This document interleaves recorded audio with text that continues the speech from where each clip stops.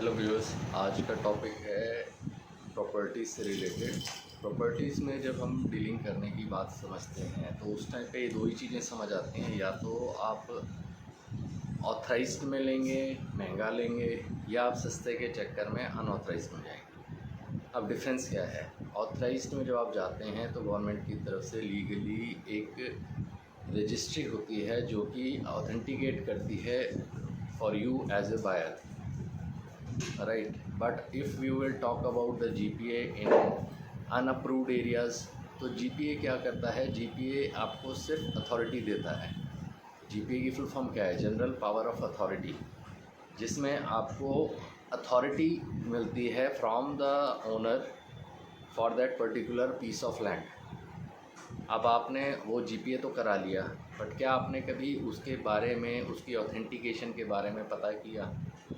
चंद पैसे बचाने के चक्कर में काफ़ी लोग ऐसे हैं जो अनअप्रूव्ड में, या कोई न्यू कॉलोनी कट रही है या कोई न्यू डेवलपमेंटल एरिया उन्हें समझ में आता है जहाँ पे सिर्फ अभी GPA है, रजिस्ट्री अलाउड नहीं है, बट रेट भी इसीलिए कम है क्योंकि वहाँ GPA है।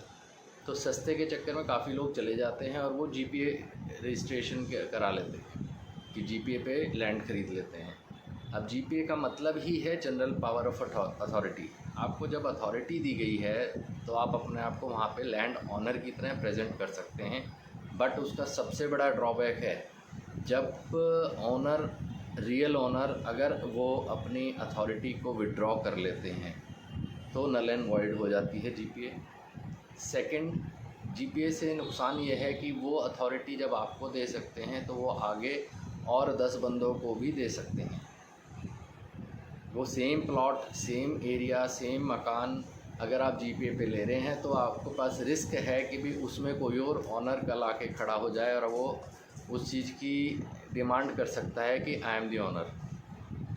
उस कंडीशन में क्या होता है कि भाई आपके पास सिर्फ कोर्ट केसेस लड़ने के अलावा और कुछ ऑप्शन बचता नहीं है। तो GPA से कोशिश कीजिए बचने की, क्योंकि GPA के बाद आप ना तो आप उसकी म्यूटेशन करा पाते हैं, तो आपके पास किसी तरह का कोई पक्का सबूत नहीं होता। GPA जो है वो आप किसी भी लैंड को टेम्परेरीली बेसिस पे ख़रीद के आगे सेल आउट करना चाह रहे हैं, या आप कुछ प्रॉफिट करने के लिए, आप मनी सर्कुलेशन के लिए यूज़ कर रहे हैं, तब कुछ हद तक आप GPA की तरफ जा सकते हैं ताकि आप अपनी रजिस्ट्री कॉस्ट बचा रहे हैं।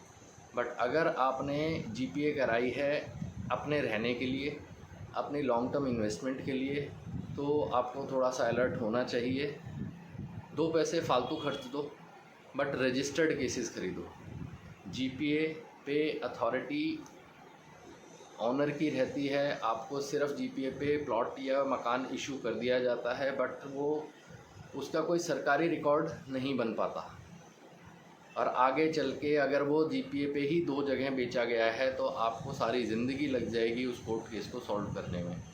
तो समझदारी से समझिए, पढ़िए, किसी अच्छे लॉयर के साथ मिलके आप उसकी तहकीकात कराइए।